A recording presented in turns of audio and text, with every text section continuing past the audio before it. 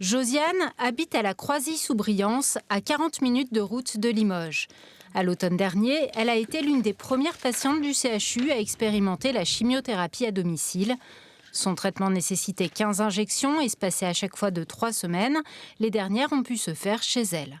Ça change tout. Ça change tout.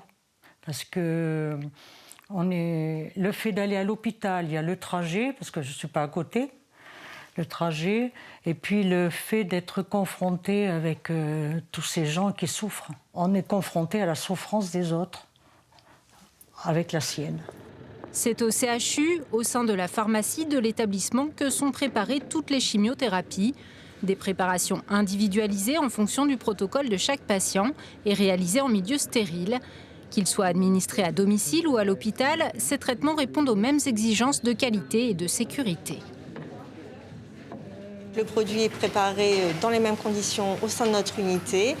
Un transporteur vient récupérer la préparation au sein de notre unité et achemine la préparation dans des conditions de transport adéquates et apporte la préparation jusqu'au domicile du patient. Une infirmière libérale intervient ensuite pour réaliser l'administration au domicile de la patiente.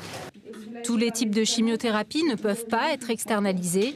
Les traitements délivrés en intraveineuse via un site implantable, un petit boîtier placé sous la peau, se font exclusivement à l'hôpital car ils sont plus lourds. Seules les injections en sous-cutané peuvent être proposées à domicile sous certaines conditions.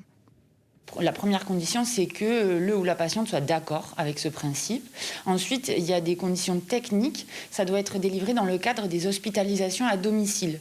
Nous en avons deux, une qui dépend du CHU et une qui est privée Santé Service Limousin, qui nous permettent donc d'effectuer ces traitements en toute sécurité avec une surveillance. Bonjour, c'est Marion, infirmière à l'hôpital.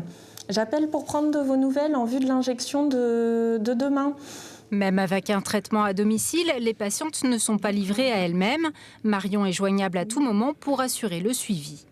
C'est important effectivement de garder du lien quand même avec la structure hospitalière parce que c'est sécurisant pour elle. Si jamais il y a des effets secondaires qui interviennent, bien sûr qu'on réagit, on les prend en charge et on propose des palliatifs à ces effets indésirables. Pour l'instant, une quinzaine de patientes suivies pour un cancer du sein ont bénéficié d'une chimiothérapie à domicile. Le CHU souhaite développer ses externalisations pour la prise en charge d'autres cancers, notamment ceux traités par immunothérapie.